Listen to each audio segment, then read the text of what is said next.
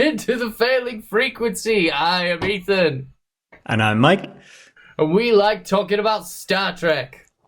We do indeed. And what Trek are we talking about this week? Oh, well, we got some fucking sad news. The rearing of our lifelong nemesis, Paramount Plus. More like Paramount Minus. See, this is what happens when we have enough time to workshop jokes for you early enough. Yeah, God, what a fucking pain in the ass. And then we'll be talking about this week's episode of Star Trek Strange New Worlds. Easy title to remember for this episode. Tomorrow and tomorrow and tomorrow. It was just three, right? It was. It was. Yeah. Hey. But before we get into any of that, how you doing, man? I'm good. I'm living the dream. A relatively easy week for me, other than a invoice arrived at my door saying, "Oh, by the way, you owe us about $6,000," and it'd be a lot nicer if I didn't have to pay that. To be honest. Well, I mean, I'm not exactly the most responsible person, but I mean, I think you'd probably guess what my response to that would be. Oh God! No, I don't. You owe us $6,000. I bet I don't. Yeah. No. But how are you doing, mate? Oh, good. Check this shirt out. I got this at a charity shop a few weeks ago. Oh, very good. Fun, innit? It is very fun. I don't think the camera's picking up the majesty of it, so I'll see the high quality version. Hold on. Oh, okay. Oh, very fun. Isn't it? Very fun. £3.50 in the charity shop. For just the listeners, do you want to describe the It's got the tassels? It's got a motif. It's got a V going down the chest, and it's got tassels. It's kind of like some superhero's outfit. I forget.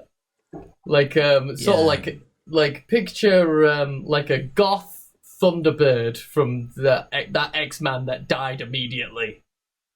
Yeah. Or that like fluffy number that Wolverine wore. No, it's a bit more like a tassely Sabretooth or something. Yeah. It's stupid. Just it's definitely stupid. You definitely find it more in like an Umbrella Academy than a mainline series. Yeah, man. But yeah, it's great. Makes me happy. Yeah. Well, that's all that matters, isn't it? Be happy in yourself. Yeah, man. Yeah. Yeah. I'm just looking forward to talking about this episode because, and the news. But yeah, this was a good episode. But before we start talking about the episode, we've got to talk news first. Yeah. Fucking bastards. So, Paramount Plus, more like Paramount Minus, have announced that they are cancelling Prodigy Season 2. Star Trek Prodigy Season 2, nearly finished with production, and they're just not going to be releasing it. Not only that, no. So the update to the story. The update to the story was they are finishing season 2. They are. Yep. But season 1 has been taken off, and season 2 will not air on Paramount Plus, and they are being shopped around to see if anyone will buy them. Yeah, and like that's the smart thing to do. Paramount, Prodigy isn't the only show being cancelled. They're also cancelling Discovery. Yeah, they're cancelling Discovery. They're also cancelling fucking Grease Origins. Revenge of the Pink Ladies, or whatever it's called. And some other fucking bullshit. But we don't care about that. Some other shit. It's not Star Trek. Any stuff that isn't Yellowstone, really, they're cancelling. Yeah, essentially. Yellowstone and Yellow Jackets can survive. Yeah. Like you say, Prodigy, they are finishing production with season 2, and they're shopping it around. My question to you, Mike, is the thing that we've kind of been saying is going to happen eventually with Paramount Plus. Is Paramount Plus fucking doomed? Probably. It was never a good idea. I remember when they first announced that they were going to do their own streaming service, and we were just like, this is a bad idea. Yeah, so so they class it under the direct-to-consumer bit. So I've went back into the financial release and stuff like that to highlight how much of a bad idea it is. Mm-hmm. So at the moment, in first quarter of the year, so Jan to March or whatever, first bit of that, it gained 1.5 billion revenue from them. Just the direct-to-consumer bit. It cost them 2 billion to do. The investment is supposed to be peaking this year, so it's most likely going to go up before it goes down. In addition to direct consumer fucking itself over, they're hopeful our new streaming service that's going to maybe make some money. Overall revenues stayed flat year on year, but instead of making a profit of about 700, 800 million, they made a loss of 1.3 billion, or 1.2 billion, sorry. So that's a lot of money. That's a lot of money. A big swing, a 2 billion swing in loss for a quarter as well. For a quarter? For a quarter, yeah. So that's just 3 months. The first 3 months of the year. So last year they made 700, nearly 800 million. This year they lost 1.2 billion. Fucking hell. Jesus Christ. And we kind of know that they're spending a load of money at the moment because they're integrating Showtime. But, you read through the comments on the, because these things have question and answers after it. And a lot of it's like, why are you doing this sort of shit? And there's questions on, okay, dividend on stock. Any stockholders used to get a bit of money back every quarter or whatever. You've cut that by a lot amount. So who wants to hold this stock anymore? Because it's not great. Then you talk about your Paramount Plus, you're going to raise prices in it. What is there to raise prices on? Because none of the shows there are really pulling people in, other than Yellowstone and Star Trek. And one of those you're cancelling, or, you've half the amount of that within a year. So it is. And then movies. They've got movies as well. But people, the people being able to see the movies that Paramount bring out on Paramount Plus, probably eating into the ticket sales as well. Yeah. Well, eating into their ticket sales, and they previously used to shop those round. So they'd sell the rights to stream Top Gun Maverick to Netflix, and they'd make a shitload of money off that. And you make a shitload of money of people signing up for Paramount Plus just for that. But it's not enough content in there. Paramount Plus isn't putting out, it's not a Disney, it's not even a HBO Max or HBO nowadays, or whatever they call it, or Max. Anything like that, where they have enough stuff to put in there. There are massive droughts. So where Star Trek was going to be a constant, do you remember, 2 years ago maybe, we were going to have a constant Star Trek going. It was going to go Picard, we did then have it was going to switch to Discovery. A solid year of Trek. That was awesome. Yeah. That's not the plan anymore. So what are they going to do to keep people on for the year? Because fuck knows, man. They don't have any content on there. I've got it back at the moment just for Strange New Worlds.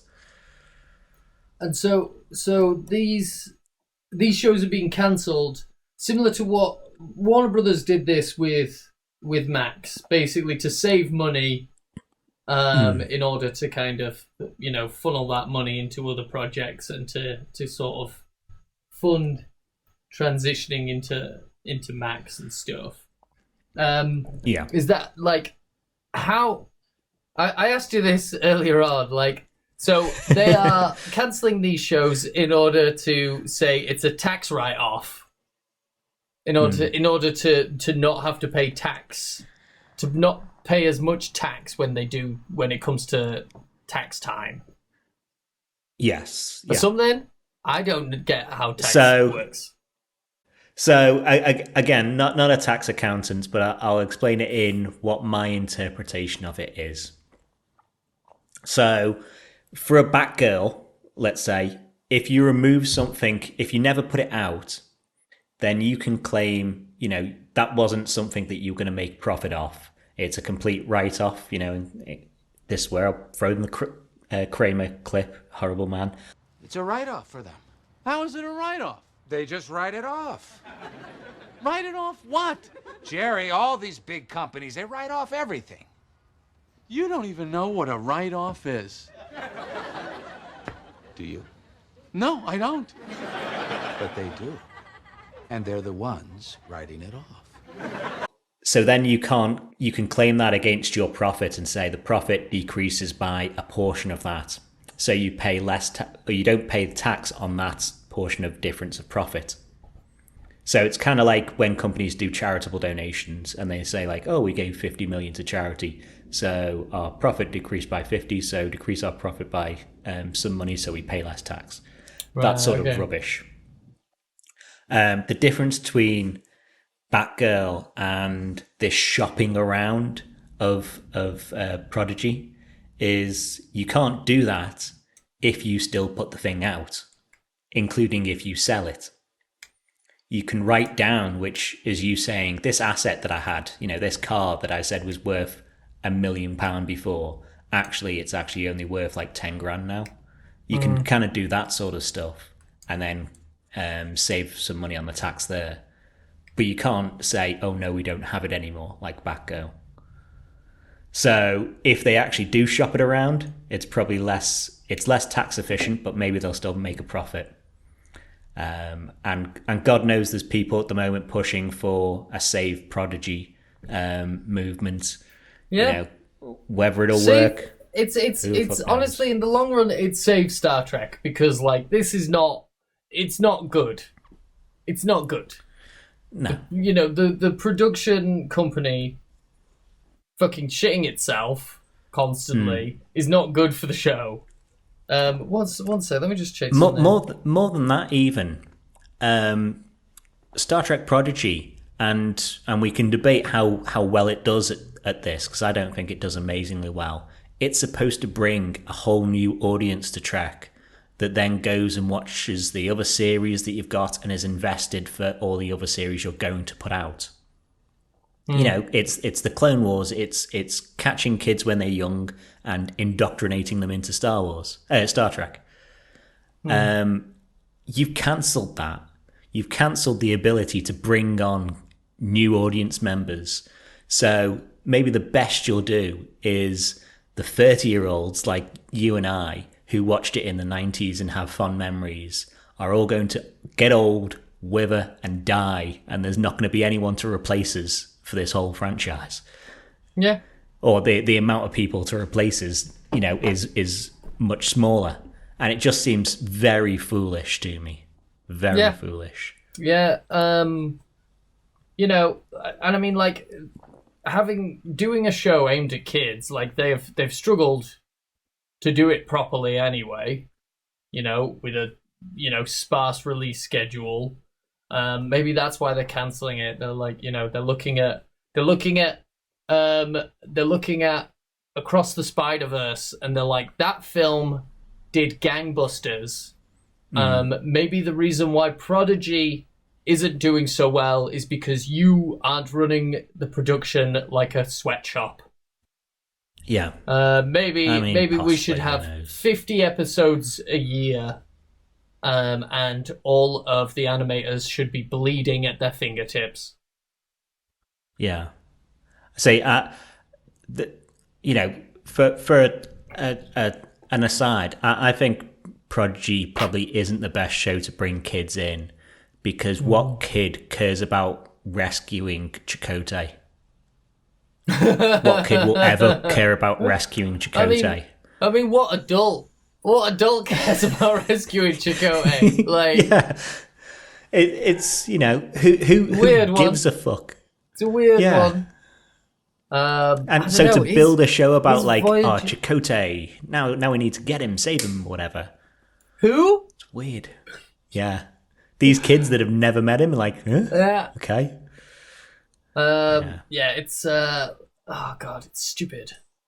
But So think, do you, we do you had think- a game that came out. We had books. We had comics. There are toys that they haven't finished releasing the whole toy line, and they've cancelled the show. There's a Janeway toy still not released, I think, and they've just cancelled it. It's madness. Madness. I mean, so big gap between like the end of Clone Wars and Clone Wars season 6. And then years later, obviously there was the Bad Batch.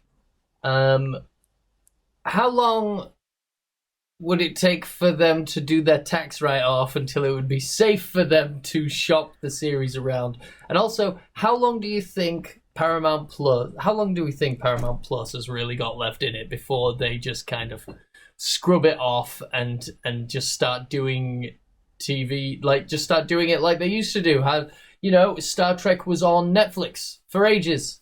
Yeah. The Twilight Zone was on Prime, I think. Could be wrong. Yeah. I mean, and it's not even on fucking Netflix Paramount paid for Plus. Star Trek Discovery. Like, Yeah. all in all, it paid for the show, and then Yeah. you still own the rights for it in the end.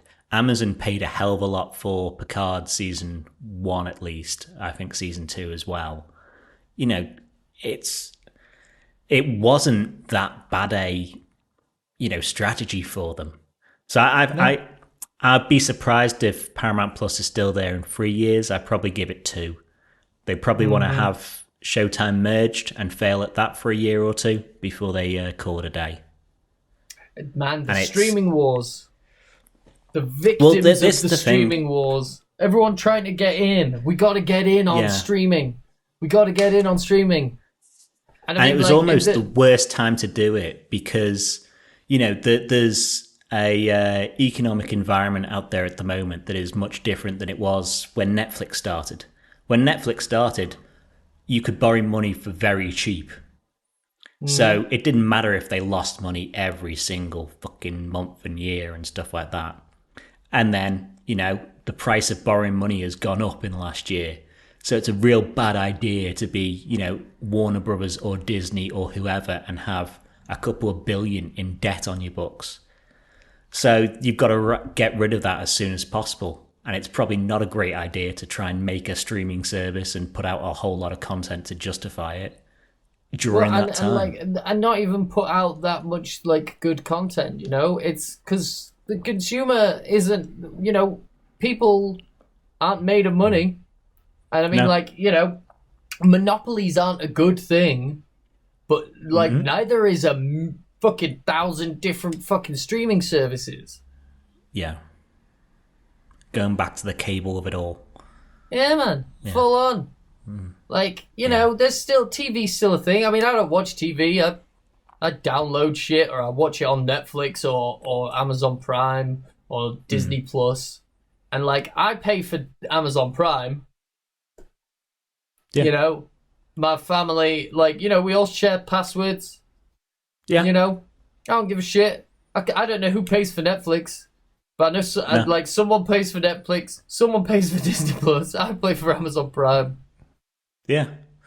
Boom. That's why, they'll all move to stamp down on people sharing passwords as well. Netflix have done it first, or been one of the major ones.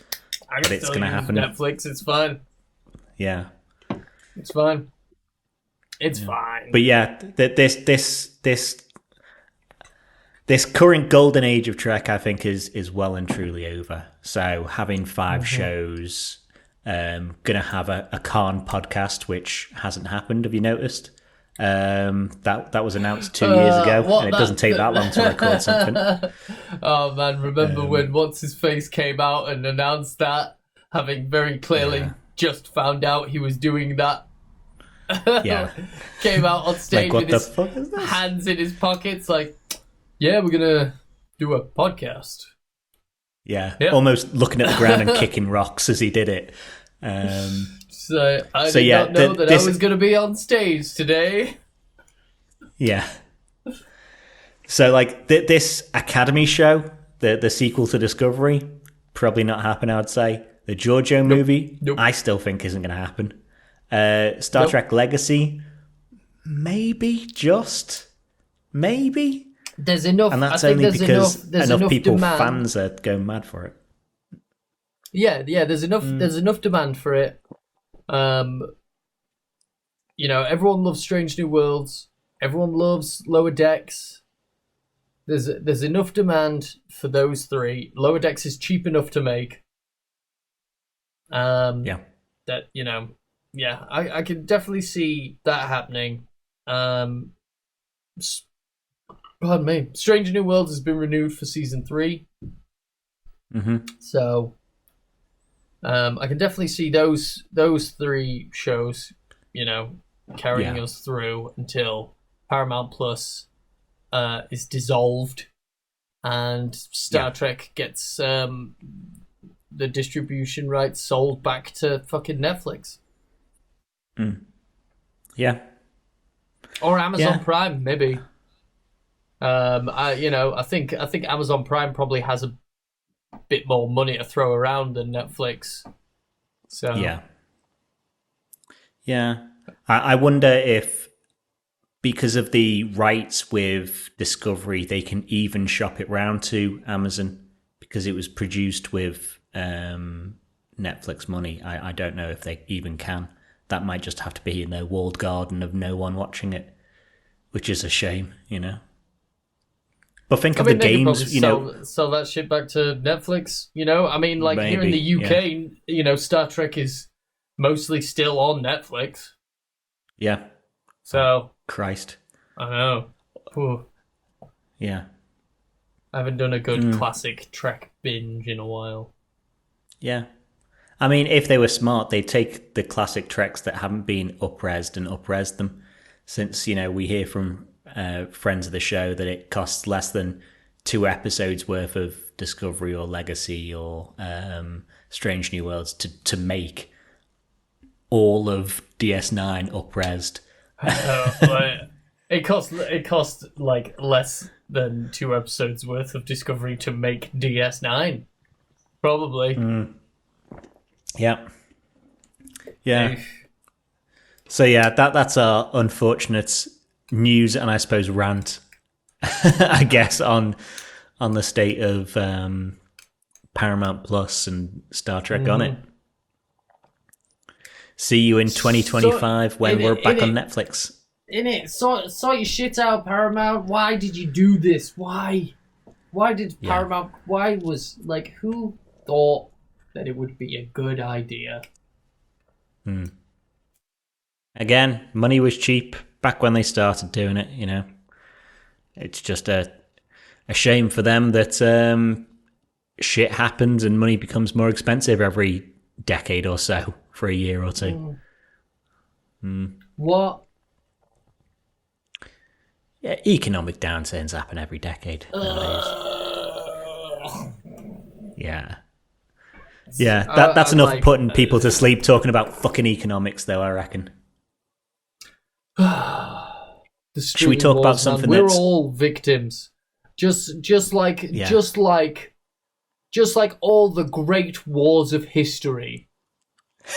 We are all victims. When we talk to our children and grandchildren, we can talk about how we were on the front lines. We had to fix bayonettas and charge into the searching for a movie to watch every evening. You were there. You should have seen it. One time I had to pay for 2 whole streaming services. One time I had to pay a one-off rental fee on Amazon Prime. And you didn't know who the enemy was because they kept changing their name.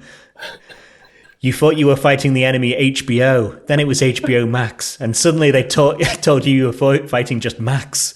You didn't know, man. You didn't know. Who?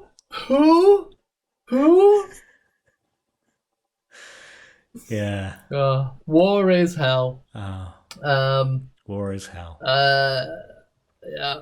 If there is a heaven, all of my grandparents are shaking their heads. Yeah. Hopefully people can tell we're doing this ironically, you know? Oh, yeah, man. If there's anyone who doesn't have an irony center, this was ironic. Yeah. Fuck. Let's talk about something good. Should we talk about Strange Let's talk New about Worlds? something good. Yeah. Yeah, man. Yeah. Strange New Worlds episode, or season 2, episode 3, tomorrow and tomorrow and tomorrow. Non-spoilers. Ethan, what did you think? I love you. Tomorrow. It was great. You're only no always a day spoilers. Yeah. You seem to have loved this one. Fun episode. What relief.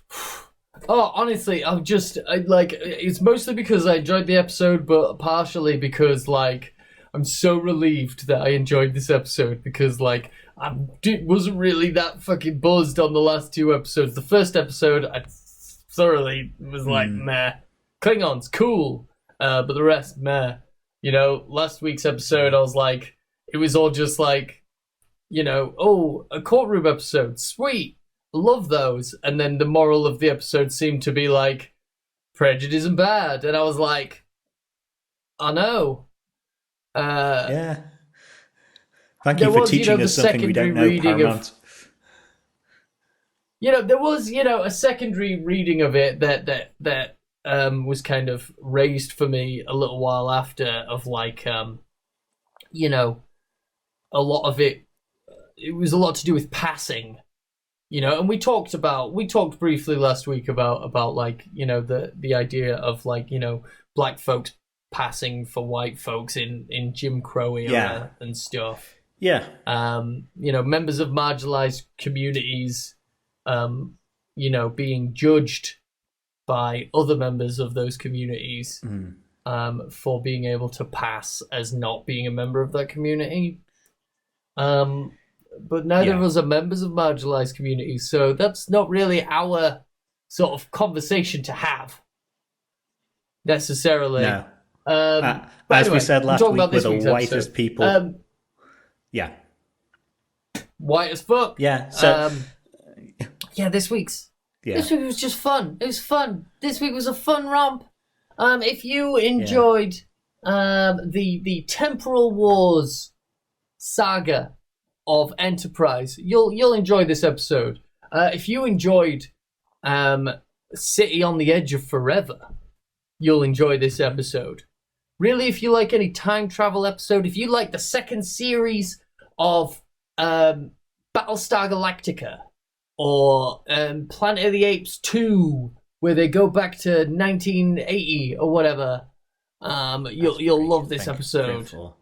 Fringe! If you like Fringe, you'll like this episode. Yeah, I think that's fair enough. Fringe. I've got a lot. Fringe. I'll save it. I'll save it for immediately after spoilers. But I've got a much more uncharitable. If you liked, then you'll like. Okay, cool. But yeah, I probably wasn't as keen on it as yourself, mainly because the reference, or if you like, that I'm going to mention very shortly. Like the thing that I'm going to reference, it has a strong emotional core at bits. I think the rest of it is, and it's better at doing it in a shorter time period. Like it's an episode rather than drawn out. But yeah, I think it's too close to the last time we did this. Hint, hint. Oh yeah. Yeah. Yep, there is that. To be great in my brain. So with distance, it'll probably get better. Checking my time travel timeline. Yeah, I think I think it's I think I'm right there. Yeah, I think it fits after past tense and before first contact. Oh yeah. Yeah. Yeah. It'll fit after it goes, the thing the show I'm you're say. referencing, past tense, tomorrow and tomorrow and tomorrow, first contact. Yep. Well, those two, the one I'm referencing and past tense, might not happen anymore because of something we need to talk about as well. Oh, I bet you're well happy. Well, it is something I've been said. It's mate, you have been canonized. You've been blessed. You've been. But should we stop dancing around the fucking point so we can talk about what, rather than me just alluding to stuff? Yeah, man. So let's jump into fucking spoilers and let me do the synopsis. La'an sees a temporal agent arrive on the Enterprise before the whole ship changes. The Federation is no more. Instead, it's replaced by the United Earth Fleet, so Anson Mount can have another week off work. In his place is an alternate captain, James T. Kirk. He's not allowed. No one's allowed to go off work because they've had a baby, even. In Anson Mount's place in Pike's place is an alternate version of Captain James T. Kirk, who alongside La'an travels to the past to put right what once went wrong, hoping that the next leap will be the leap home. With the help of Pelia, Kirk and La'an find the place that timeline forks, the Noonien Singh Institute, but going there to save the future reveals a Romulan time agent who's been slowing down human progress. The time agent kills Kirk and decides to kill Khan Noonien Singh before the Romulan, because the Romulans have calculated without him there's no Federation. La'an kills her, says hi to baby Khan, and returns to the now restored present timeline where she has a meeting with a different time agent to say, keep all this secret. The end. And then has a full meltdown. A full on cry. Let me jump into the other thing that this episode was referencing. Okay, tell me if this seems familiar. Our hero of the tale finds themselves in alternate present that doesn't have the Federation, but has something somewhat similar. They have to go back in time to stop the timeline diverging. In the past, they meet a Romulan spy, a person connected with Khan, and a long-lived friend who's secretly been living on Earth for hundreds of years. With the help of that friend, they are pointed in the right direction to return history to its rightful course and return to the present. What am I talking about there? You are talking about the much worse Picard Season 2. Yes. But this is a thing that I'm almost sure we said when that show was happening, that this didn't need to be a whole season. I do really like this episode in that it told a story confined to an episode, and it works within the constraints of an episode rather than being 10 stupidly long episodes. Yeah, man. I would say that, but it's too familiar. It's too familiar. But I mean, that's the thing. We spend so long in Picard Season 2 with Picard, working through his trauma, which is fair enough. Everyone works through trauma at their own speed. But for the audience, La'an works through her trauma of ancestral guilt in a much more, time-effective way. It's... Yeah. It's this episode is so much more satisfying because it was one episode. And but there was no Borg. It's the trouble. There was... Yeah, it would have been terrible if there was Borg. But having a Romulan spy, having Pelia, as I said, the first episode she was on there where she was like, "Oh, I lived on Earth for 100 years" and stuff like that. I was like, "Oh, great, they're going to do a Guinan and they're going to meet her in the past, are they?" And it happened. And it happened in the same episode. They meet a Romulan spy in the past.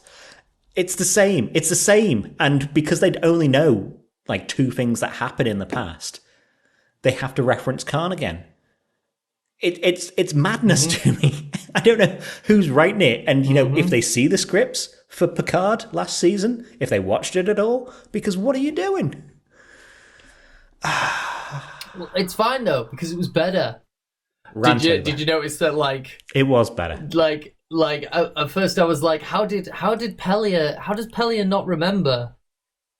Like, she didn't mention it, and like when she gets back to the spoiler alert, when she returns to her timeline, Pelia doesn't mention it, and then later on I was putting the beer in the fridge and I was like, oh, she was pissed.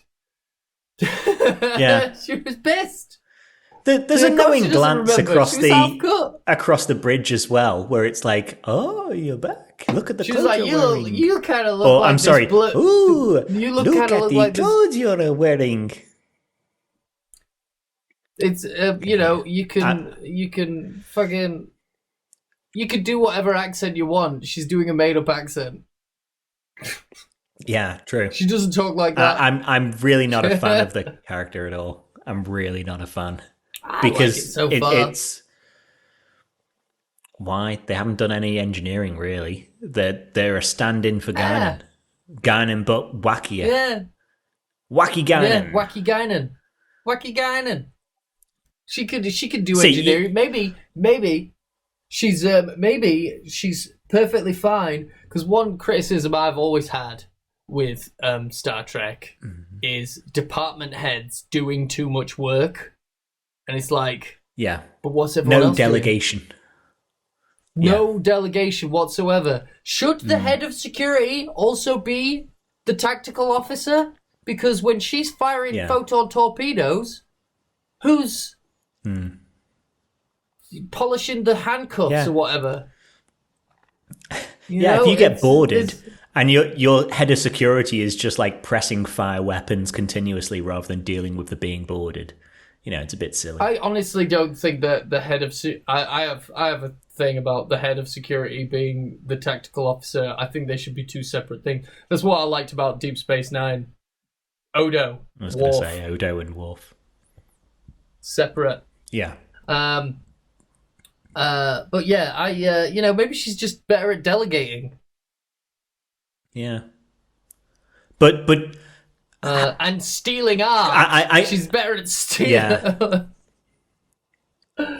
Do you think, though, would you rather have her or would you rather have Hemmer and them do the old, how they used to do with Spock and put a hat on? Put a weird hat on him to cover his antenna and just be like, oh no, he doesn't get much sun. I'd prefer that than her. I'd prefer he got pulled into the past and they had to do a weird, put a hat on him so he can look vaguely human. Yeah. Than have this dumb character. Kirk? Frustrating.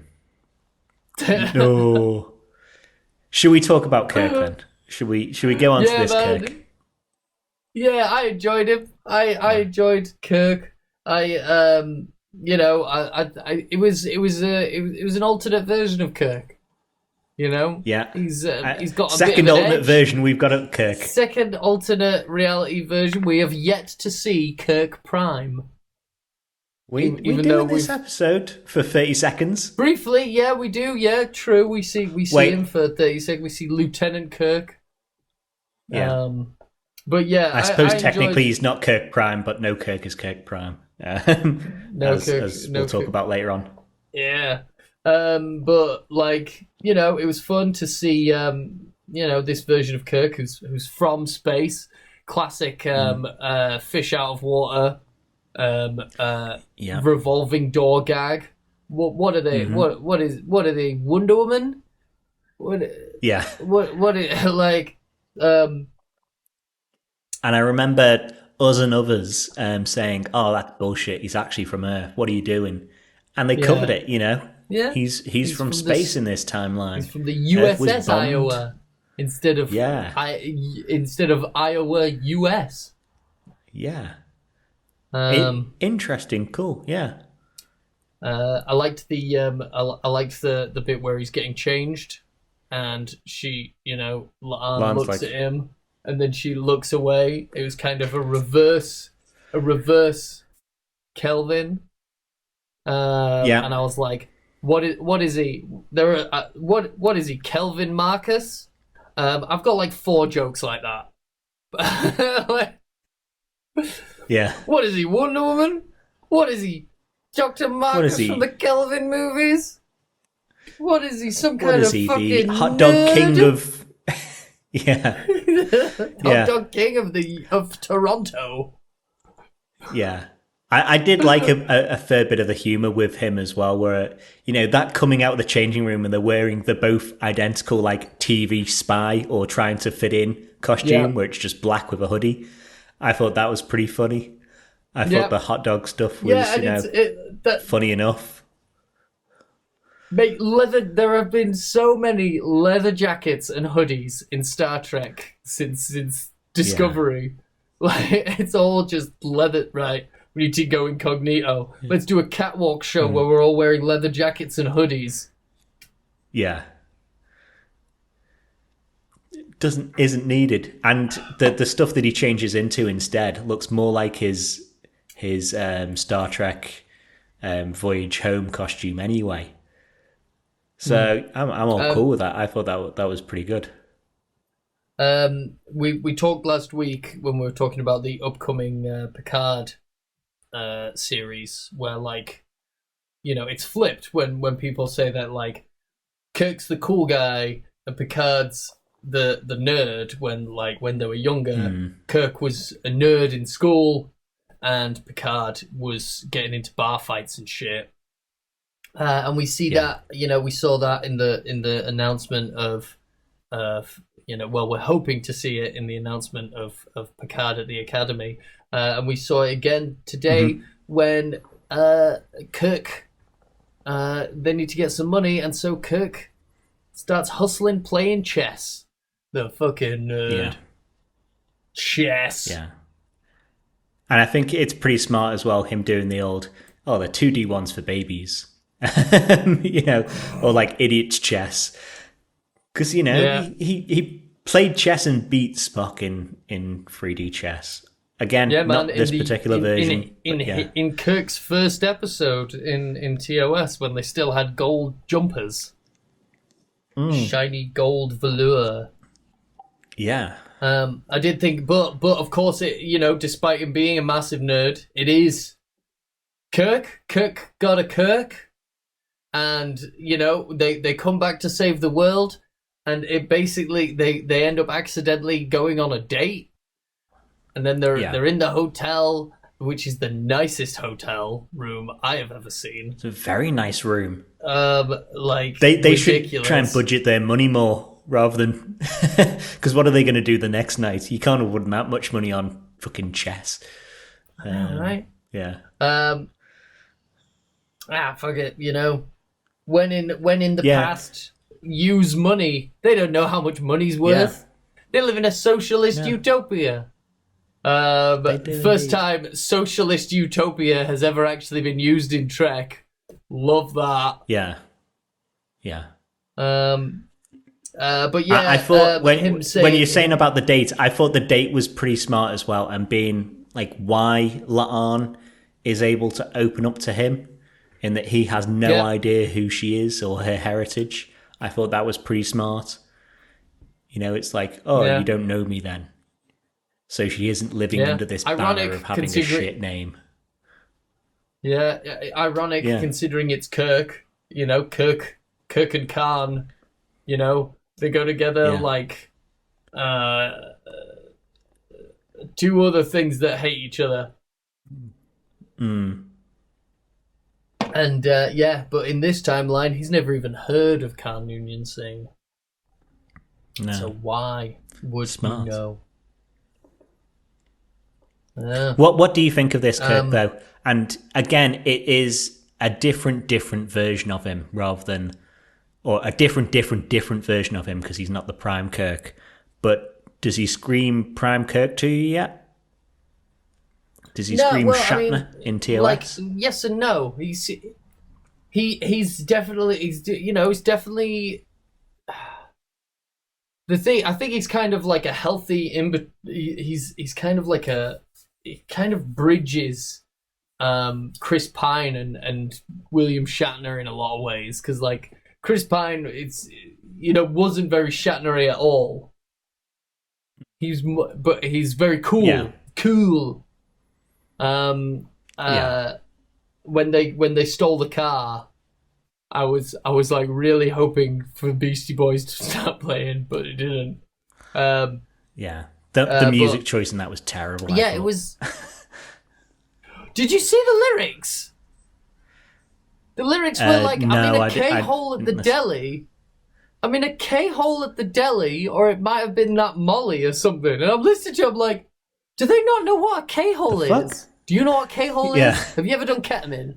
Yeah. Have you ever done ketamine? Yeah. Yeah, man. Like, for those who don't know, a K-hole is when you do so much ketamine that you look like you're unconscious, but you're actually having a fucking great time. But you're useless. You're useless. But he's fine. You're fine.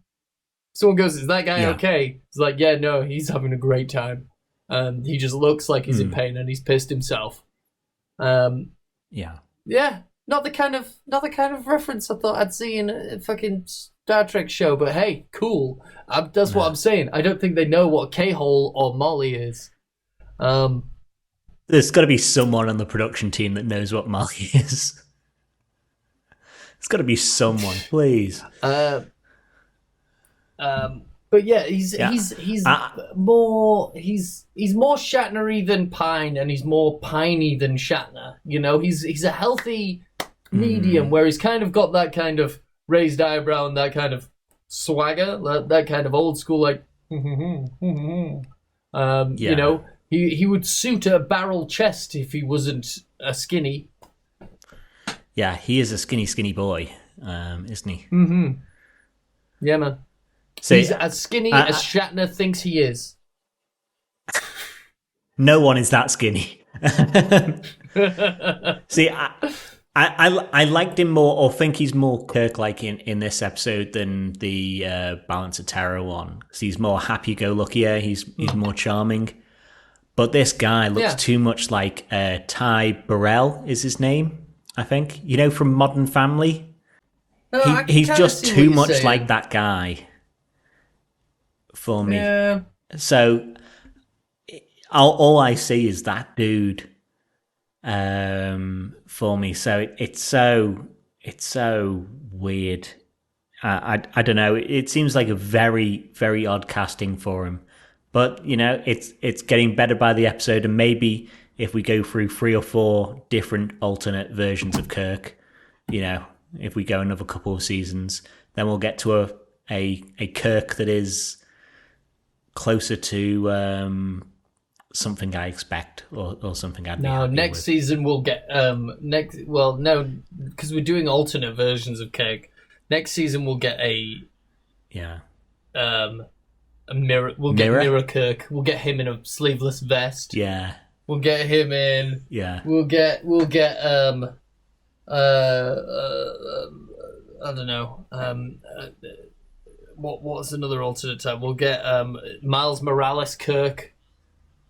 We'll get we'll get Kirk 2099. We'll get I don't know, Kirk in the fucking Batman, where Kirk isn't Captain of the Enterprise and Batman's retired. Mm. And Yeah. Kirk's, And he has to give himself Kirk Sam powers. Kirk. Yeah, Sam Kirk's Captain of the Enterprise instead. Yeah, maybe. I can see a mirror episode where I'm here for that. Yeah, if there's a mirror episode where Mirror Kirk kills Mirror Pike to become like the captain of the Enterprise, I can see that happening. Yeah, that'd be cool. You know, it's how ascension happens, or how people get captained in the mirrors. Yep. I'm just going through my notes. Oh, also after that, when they steal the car, another great classic TV gag: a spit take cop.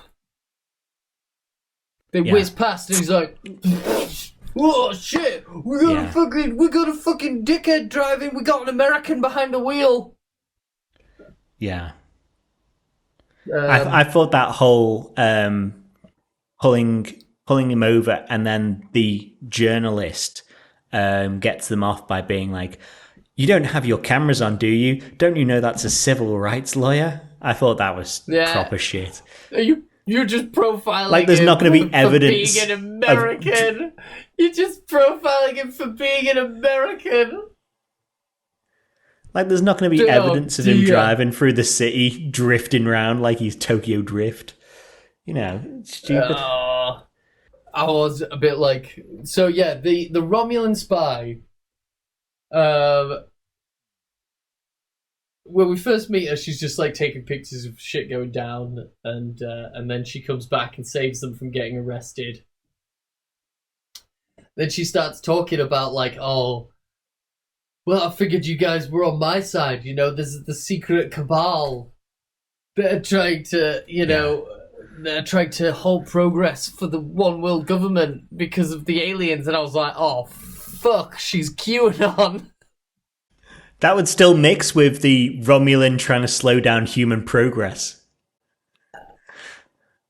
Totally. Like she did, literally all of the weird conspiracy theory shit that she said is stuff that I have heard QAnoners spout many times. Yeah.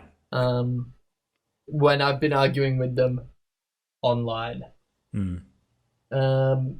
But yeah, classic Romulan I think it works. Warbird. Classic Romulan Warbird in that image. Loved that. Yeah. I think her character works better on a rewatch as well, where you kind of know that she's this spy. Because then my first watching of it, I was just like, oh, so you're a journalist, I was guessing. And people wander up to you and go like, can I look at the photos you've just took? You'd be like, no. I'm a journalist. This is my job and not yours. Get Fuck fucked. Off. Yeah. Sort of thing. And I was just like, okay, just giving them the camera to look through. And then later on where she does throw that picture up of the warbird and she's looking at the reaction of, Kirk and Lon. And she goes like, these people are from the future. I 100% know now. Yeah. They look at their reaction to a warbird. Yeah. I know. Yeah. That's cool. So yeah, I thought that was a pretty smart. Do you think the actor bit really? Do you think the actor knew that she was a Romulan? At some point, yeah. Maybe not in those early scenes. Let me just go back through my notes. So where are we up to? Pelia in the past, right? Yeah. I've put it as Pelia in the past year. So yeah, Pelia in the past year. What a delightful house! What a lovely little house she's got. Full of stolen shit. I mean, if you've been living on Earth for hundreds of years, then you should be a rich person surrounded by relics and all that. Absolutely. What a delightful little house. I like how they MacGyvered a Geiger counter or MacGyver counter. Using, I can't remember what was it they said was in it? It was a diving watch, and it was the phosphorus, and then something coating the phosphorus that wore out. Yeah, it wore out. Like, began with a T. Don't know. Right. So it was just the phosphorus there lighting up when it gets closer to radioactive stuff. Yes. Which I thought was like, I was just like, what? No, surely it's not. Surely it's not. No, it's a different thing because they stopped using radium. In watches. Yeah, they stopped painting radium on. They stopped painting radium watches. Because it made a bunch of women melt.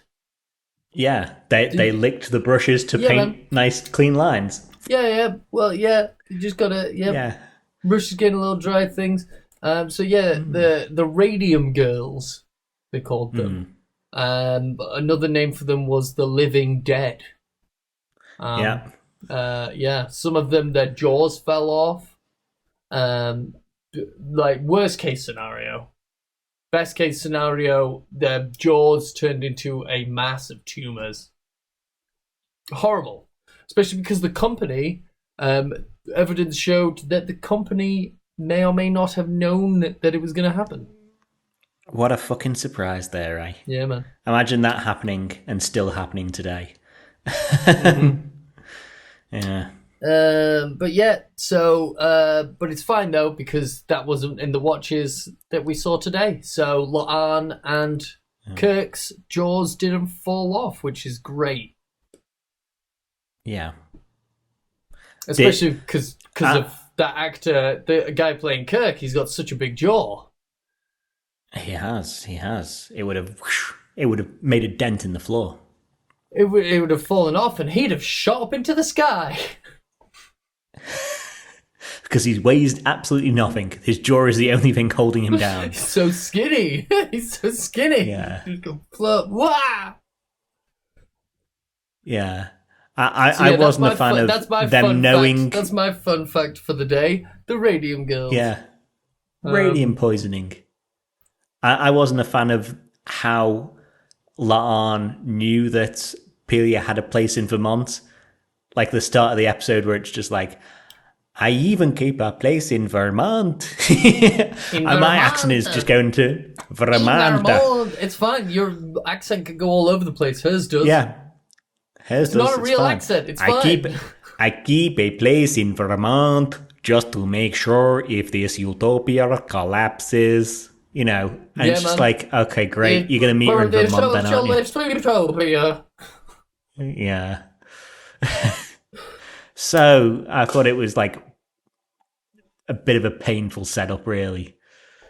Yeah. It's one of those. It's Chekhov's Pelia's old house, I guess. Yeah. Then we get they figure out they know how to go look for the cold fusion device. Then we get Kirk doing a Kirk. Kirk and La'an have a little smooch. Gross. Ew. Yeah. And I was just like lame, and my partner was just like, Kirk got a Kirk. I was like, fair enough. He's got a Kirk, you know. Yeah. After we do smoochies, we find the place where the reactor is being held and all this future technology is being brought back to, and it's the Noonien Singh Institute. Brent Spiner's house. Yeah. Yeah. Brent Spiner apparently moved from San Fran up to Toronto after the last season of Picard. Maybe he was filming a CW show. Yeah. He was doing it for a tax write-off because that's the only reason we're in Toronto this time. They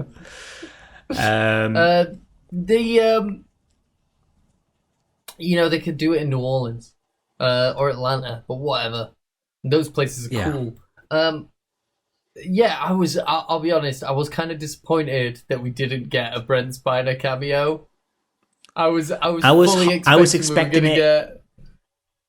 I was fully leaping minorly ahead. You know when there's Khan and it's like, or Boy Khan, and it's like, oh, are there more of you? And he looks at a photo. I was expecting in the back of the round of that photo, edited in, would have been a hovering face of Brent Spiner. Yeah, just because like really badly why wouldn't you plastered in? Yeah, just on some random person's body who's clearly not Brent Spiner, and they put his head on. Just visibly taped on, like you can see the tape. Yeah, yeah. A production still from Picard season 2. No, a production still from TNG. Like it's Data. He's white-faced. He's yellow-eyed. Yeah. Yeah. But this is where we learn as well a theory that I had for years, kind of getting some validation. So we find out from this Romulan who, this journalist was actually a Romulan, and she's man. there Oh, to no, the fuck up QAnoner has humanity's a gun. progress. The Yeah. QAnoner has a gun. Not a future What is gun, this, just a America? gun. Yeah, just a gun. Just a gun. That's my other one of that joke. What is this, America? Yeah. The QAnoner has a joke. It's a joke about shootings. Yay! Oh, fun. Oh man, radium poisoning, mass shootings. We're just hitting those comedy, real topics Comedy that everyone states. goes through for copy. Yeah, mate. We should have hit 9/11 since the Romulan spy has a photo of 9/11 on her already iPad. Did it. They already did it. They already did it. Really? They already did 9/11 at 9/11. Yeah. Romulan disruptors don't melt steel beams. Hey, very good. Yeah. But we find out that this is like Terminator, a evolving time war, and it is a almost self-correcting timeline where she's been pushing back the eugenics war since 1992, and still it's going to happen until she breaks it down this time. So, like I have been saying for years, my theory for years has been the Star Trek shows happen in order. So, Enterprise happens after First Contact and after Nemesis. And you know that it happens after First Contact because it references First Contact in it. Mm-hmm. And that would mean Discovery happens after this slightly altered timeline of Enterprise, which happens after Strange New Worlds happens after that, and it's self-correcting. Cochrane looks different in TOS. He's got brown hair and an orange jumpsuit, and in Enterprise he's a gross old man. He is indeed, and some people use this as new Trek isn't Trek because it doesn't happen in the same timeline. It's always and been to them, happening. it's always happened. Like in TOS, multiple times they went back in time and fucked the timeline. Yep. Times Arrow in TNG, they fucked the timeline. It's been a constant thing. Janeway has books written on her, apparently, according to temporal investigations, as does Kirk, because they just fuck shit up constantly. This happens. That has been happening. And my only flinch in the timeline now is whether Picard season 203 happen after Strange New Worlds in this new slightly altered timeline, or happen in the timeline before it got changed, because God only knows. To quote science fiction's greatest time traveler, wibbly wobbly, timey wimey. H.G. Wells' comment there, that's very good. Yeah. So, but for whatever reason, having Khan around, having the eugenics war, gets humanity to a point where, they don't completely wipe out the Earth and have to leave it.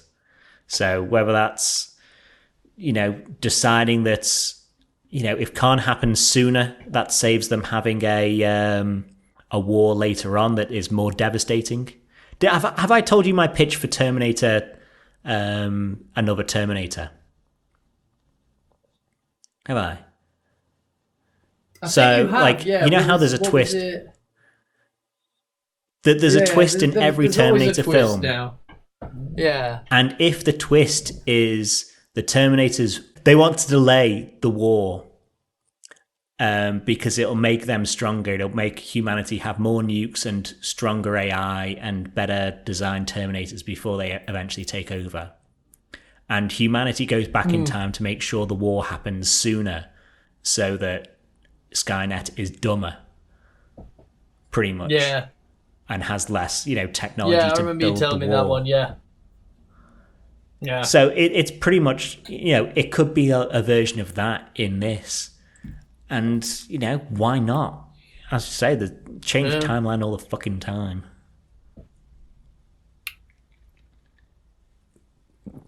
Those whales weren't always on Earth, George and Gracie. So No, they weren't.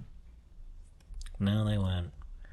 I love time travel. But I love Yeah. time. I'm still trying to work out whether or not, just like what you said about Picard season 2 or fucking Strange New Worlds season 2, which time travel shenanigans happen first. you know the annoying bit? In Picard Season 1, it's the Strange New Worlds Enterprise. And in Picard Season 3, it's the TOS Enterprise. And Picard Season 3 definitely happens after Picard Season 1. Not to, be fucking obvious. Gonna have to break out the red string. Yeah. Start making a time travel map, all that. Be like Hero from Heroes. Yes. Yeah. Get a samurai sword and a mullet. Baby Khan. Baby Khan. I was so relieved. I was so relieved when he was a little Indian boy. Yeah. I don't he know wasn't why. a little Benedict Cumberbatch. I was just like, he's not a little Benedict Cumberbatch. Khan is supposed to be Indian, and it's hard to know that because he's played by Ricardo Montalban. I was going to say, he's played by famously not Indian Ricardo He's Montalban. not even a little bit Indian.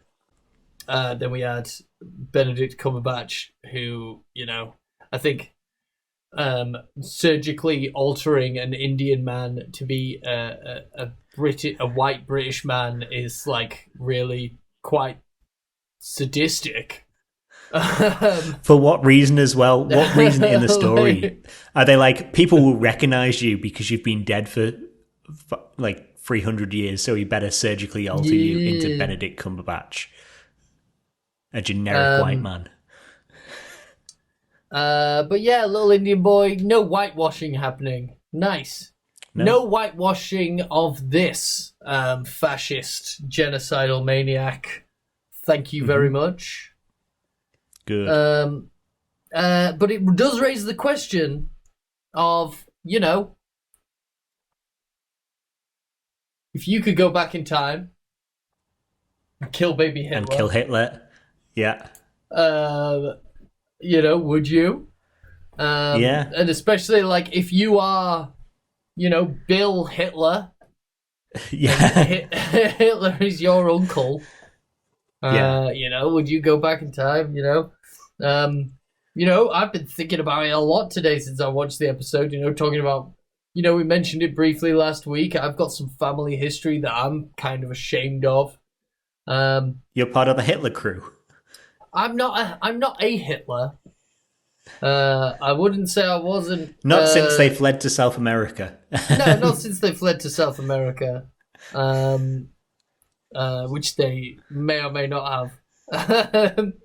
But no, I've got family history I'm ashamed of, and it's easy to question. Like, God, I would love for all of that terrible stuff in world history to have not happened. But then you say, yeah, but if that hadn't have happened, like I wouldn't exist. Yeah. A lot of the world wouldn't exist. You kill baby. You go into baby Hitler's crib and you shoot that baby in the face.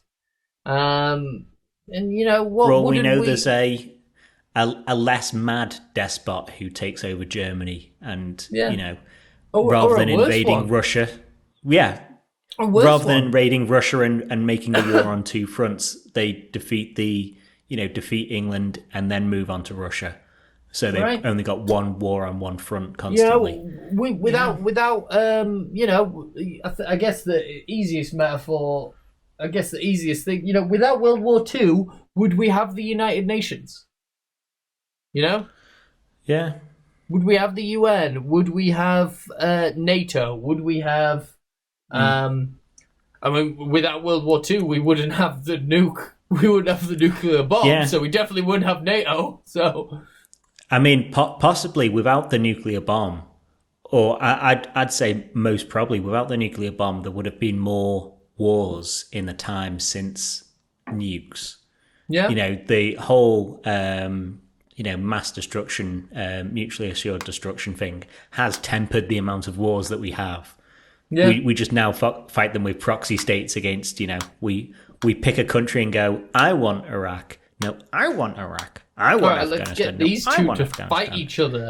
Yeah. Let's get these two to fight each other, and then we'll come in and be like, we're helping. Yeah. I mean, without it, who knows how many wars we would have in that meantime, and the outcome of the geopolitical stuff nowadays. Who knows? Yeah, that's the thing. Like, there's a great podcast series out at the minute where they're talking about Project Manhattan, and had we, if we'd have discovered nuclear energy outside of wartime, if Project Manhattan would have happened outside of World War II, what could we have done with it? But would Project Manhattan have happened without World War II? Yeah. So it's, hypotheticals, you just kind of end up talking yourself into a fucking circle. Watch it all in theaters this coming month at Oppenheimer. Man. Yeah. The podcast this week is sponsored by Oppenheimer and Barbie. Oppenheimer and Barbie. Yeah, absolutely. Yeah. I can't wait for the universes, for the crossover. Yeah. For Oppenheimer meets Barbie. Nuclear fission Barbie. I still think they're mad. And I know Chris Nolan Barbie's wouldn't dream do bunker. it. Yeah. But imagine, for just a trailer, not in the actual movies or whatever, if they had a crossover, trailer or advert where it was just Barbie meeting Oppenheimer. Just because they're out the same day. Yeah. And it would be so hysterical. They should have done it because... I am so excited to see which film does better. Because I know I'm going to see Barbie. I'm going to see the Barbie film. I'm going to see the Barbie film. I'm definitely more... The thing is, I don't think that Oppenheimer is going to be good. I think it's going to be well mostly directed, bullshit. but yeah, it's going to be beautiful. It's going to be mostly bullshit. I know for a fact that they're going to play up Oppenheimer's philanderousness, downplay his social awkwardness. I feel like fun fact. At the first nuclear testing, they served shrimp. Oh, very nice. Cooked nice shrimp on a barbecue. platter. Cooked on a nuclear barbecue. Yeah. But no, just imagine everyone's the bomb goes off and everyone's immediately changed. Everyone there has immediately we now live in a different world now. There was the world that existed before that explosion happened, and there is the world that exists now, and everyone in the bunker is just what the fuck was that? And then one person's just shrimp. Yeah. And there's always someone who, some people try and hold out before they go to the shrimp platter, but someone's going to be first to dive in there, Oh yeah, man, Robert Feynman, probably. Yeah. He was a fucking loose cannon. Yeah. Oh, fucking mad. Yeah. You know what might mess up baby Hitler and teenage Hitler?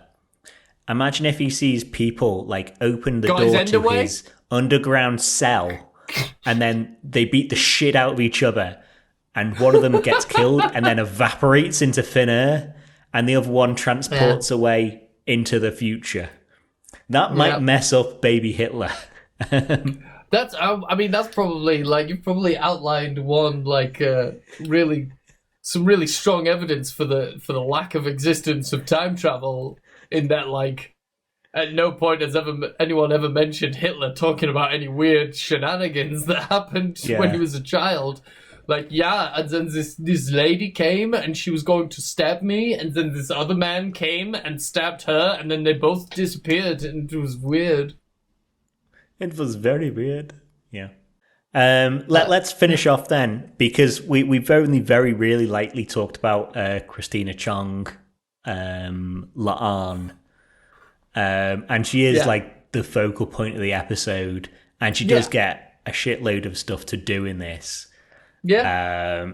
Including her finale of, she was vulnerable with Kirk because he didn't know her heritage. She gets flung back into this situation where everyone does know her heritage, and she can't tell anyone because temporal investigations pop up and be like, you tell people, everything fucks up again. So you be quiet. Yeah. It's in many ways, like, because, she's a Noonien Singh. She's spent her whole life being a Noonien Singh, so everyone has an idea when they meet her, and so she's you talk about her being vulnerable. Like, this is the most easygoing that La'an has been in the whole series. It's the most. It's definitely the most fun she's had. It's the most we've seen her smile, because immediately, like, this guy doesn't know who Khan is.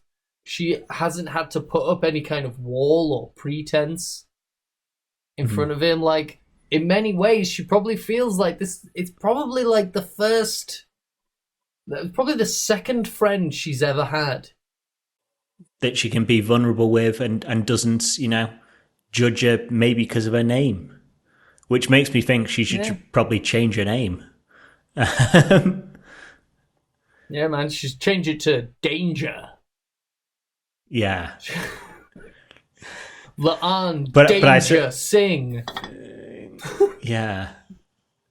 But I suppose that's not the messaging of the episode. So before we, start rushing to an end, what did you have for a message of the episode? You can't change the past. You can't. You can't change who you are. You can't change the way that other people see you. You can change the way you see yourself. You can, when people want to see you in a better light, it's okay to let them. I know for a fact, it's, for myself, other people wanting to be my friend when I've been at my darkest, other people wanting to be closer to me has brought me a lot of anxiety. Because I've just been afraid that getting closer to me would be a detriment to their life. But if someone wants to be in your circle, it's okay to let them. If you film in Toronto, you get a pretty nice tax break. You get a old tax break. It's okay to draw attention to that in the property you're filming. Yep. And it's okay if you want to shoot with only a third of your crew, your cast, because it's cheaper. Yeah, man. Yeah. I had... well, come on. I had the more political version where it is about white guilt and or guilt in general and ancestral guilt, and that guilt, doesn't define you if you acknowledge it. Acknowledge where you are because of it. It doesn't mean that, you have to be detached because your great grandfather did something somewhen. So it's a bit of a weird message for a Trek in that, ancestral guilt. And again, two white guys, white as you can be, talking about it. That's the thing. Like, that's something that two white guys can actually identify with. You know. Yeah. Ancestral I think guilt, the you know, message is of something that I absolutely identify with. You know. You know, my family is from, as I've said before, is from the American South. They fought for the Confederacy. They, you know, they weren't good people. No. But I think the episode is, you know, there's no point where the episode says don't acknowledge, you know, the things your ancestors did and the horror that they did. It is more don't close yourself off because of that. Mm-hmm. Yeah. That was my reading, at least. You know, you don't have to you don't have to go down the same track as your great grandfather or whatever. So, be different, but acknowledge at the same time. Yeah, you know, I don't have to fight for the Confederacy. But then I'm glad you decided not to.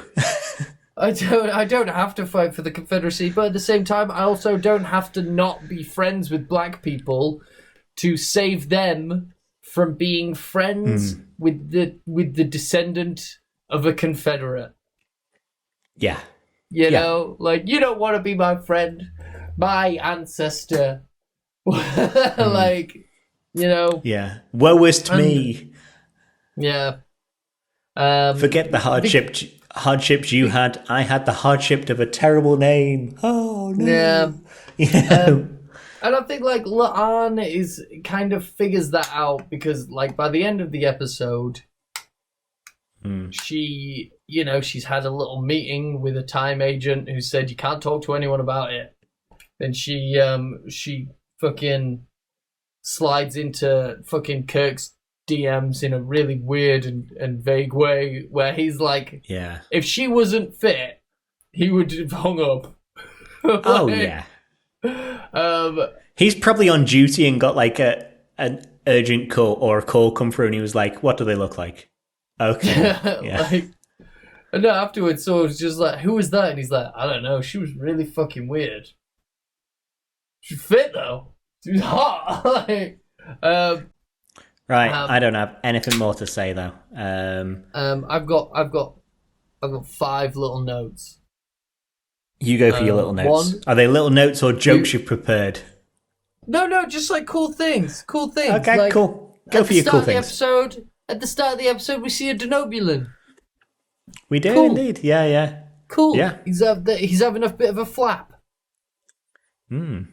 He's having a bit of a flap. And Denobulus is mentioned later on in the episode as well. Like Kirk said, he was in a Denobulan prison cell, something like that. Yeah. Because if Vulcan showed him how to do a nerve pinch. Mbenga's fucking well hard. Yeah. Like, why is, like, this season they've just gone like, I think Mbenga should be hard. Like, it's hard as fuck. He was in the war. He should be able to beat shit out of people, you know? Yeah, how much did he take ooze before he sparred? And in that sparring, we see some kind of weird training batleth. It's like a batleth, but it's like I saw that as well. It's like blunted. It's not like that. We should have batleths on the wall. Yeah, we should have batleths on the wall. Why would we have batleths on the wall? It's a training space. We should have training batleths. Yeah. I reckon that's got to be like a Chekhov's batleth as well. We'll see it later in the season. Ooh, maybe. At one point,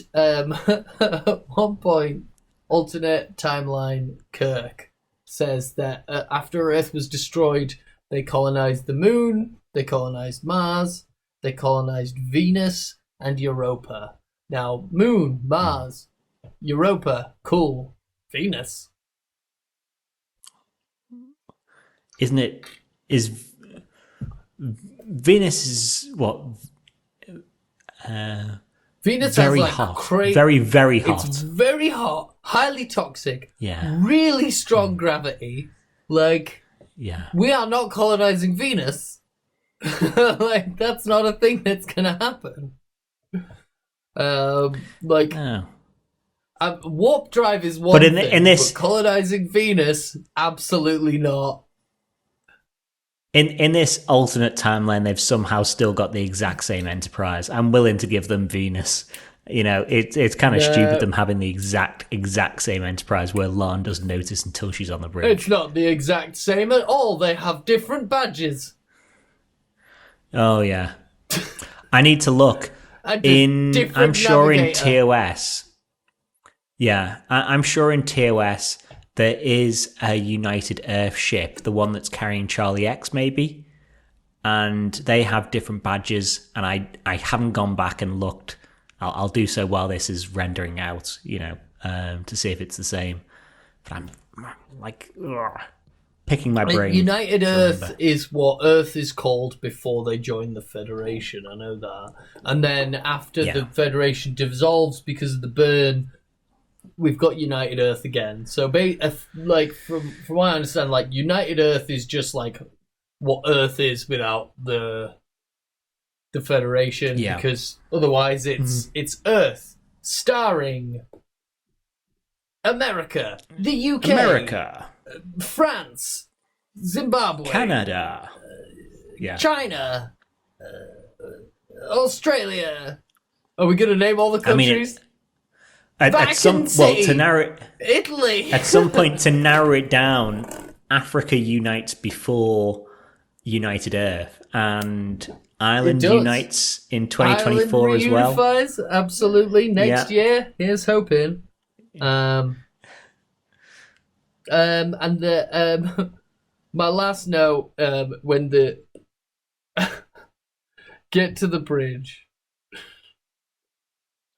When the On angel's the way like, back on the second time. get to the bridge, and so she runs to the bridge, and then they're chilling in the hotel room, and the bridge explodes, and she goes, "Get to the bridge." I fucking pissed myself laughing. Yeah. I don't know I was why just I like- found. I don't know why I found that so funny, but I found that so funny. Yeah. I mean, obviously it's a sci-fi bridge that doesn't exist. So when we first see it, when they arrive, I'm just like, oh, that's the bridge that they were talking Totally, about. I knew that. Yeah. And she's just like, get to the bridge? Get to the bridge? What's a bridge? And the biggest screen in the world is behind them saying, this bridge, this bridge. Dude, look at this bridge. Get it to the bridge. Yeah. I totally knew that bridge wasn't real. Yeah. It's not great CG though when they show it, is it? So But so the TV the computer screen that I watch Star Trek on generally is about a foot behind this camera. I watch it from that sofa. okay. It's not like it used to be before I No. was domesticated, and I would watch it on a Yeah. screen this far from my face. Yeah. Fair enough then, fair enough. Right, have we got any other more notes for the episode? Now, man, have you got anything? I've got nothing else. The next episode is called Among the Lotus Eaters. So that's a Greek myth referencing title, because the Lotus Eaters, I think, were in the Odyssey, maybe, and they were Oh, so it's people not a who just slur. got sleepy. No, Not a slur. they were just people who ate flowers and got Fucking- sleepy, pretty much. Fucking right set of lotus eaters over here. Fucking, have you seen these Look guys? at these fucking Lotus Eaters. Yeah. Fucking lotus eaters over here. Yeah, then I think that's all we've got for this week. So if you want to do all the classic things that proper people tell you to do, YouTubers, so like, subscribe, review, upvote, thumbs up, comments, rate 5 out of 5, sign away your children to us, then that'd be fantastic. Yeah, man. If you could do us all a favor and go back in time and recommend the podcast to everyone, like before it came out, back when we were the Mate It show, Yeah. then that'd be great. Yeah, do that. then I think all we have to do is wish you goodbye. Yeah, man. So- Live long and prosper, you motherfuckers. And peace and long life, double dumbasses.